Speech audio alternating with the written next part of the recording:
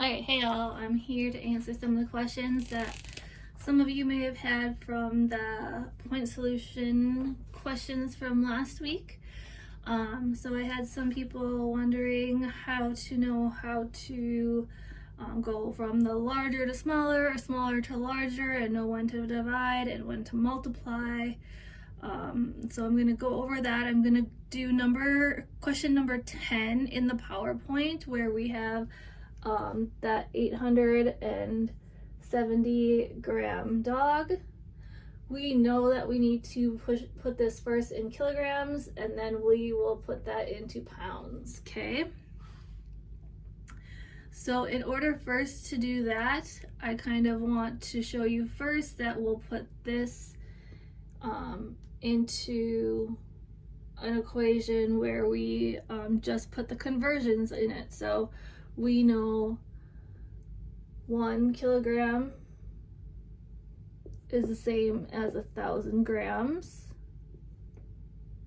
right? And then 1 kilogram is the same as,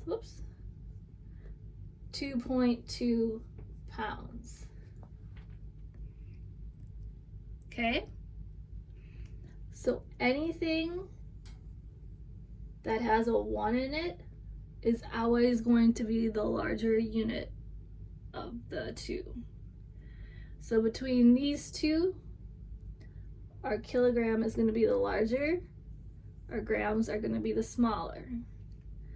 Between these two, kilograms is again going to be larger, pounds are going to be smaller. So if we're going smaller to larger, we will divide.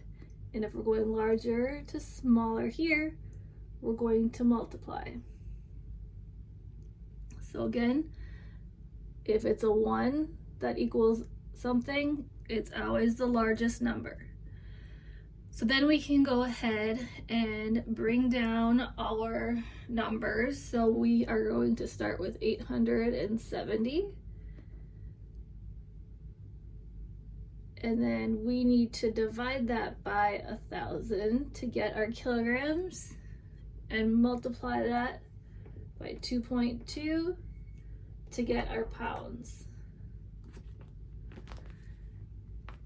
And so that will equal 1.9 pounds. So if we're using something with a 1, it's never in the equation. Just remember, it's always the largest number. And if this trips you up, then I encourage you to use the equation with the units, working with the fractions, so you can cross off your units as you go. So that would be like this if we had 870 grams. And it's all multiplication. So our next one, we want grams on the bottom. So we know 1,000 grams is the same as 1 kilogram. And so imagine this being over 1. And then multiply, we know we want our kilograms to cancel out. So we know 1 kilogram is equal to 2.2 pounds. So then grams cancel out, kilograms cancel out, and we're only left with pounds. So then you can go ahead and go and calculate the equation through and you'll still get 1.9 pounds. So if this one is complicated for you, I would say this one, you should go ahead and do this one because it's really nice to be able to have the units and being able to cross them off when you're done with them and know exactly what you're getting at the end. Also, another question that I received was when to know when to round for certain things. So remember, when we're rounding for weight, it should always be to the 10th unless we're working with something like this little. So something real little that has a 0 in front of it should be like this one. 870 grams is going to be 0.87 kigs. something like that little in kilograms, we should keep at that little. And then with our syringes, remember to round to your syringe size. So anything, again, with a 0 in front of it or something that fits in a 1 ml syringe is going to be rounded to the 100th spot. So basically anything that has a 0 in front of it should have 2 numbers behind it on your syringe size and your weight size.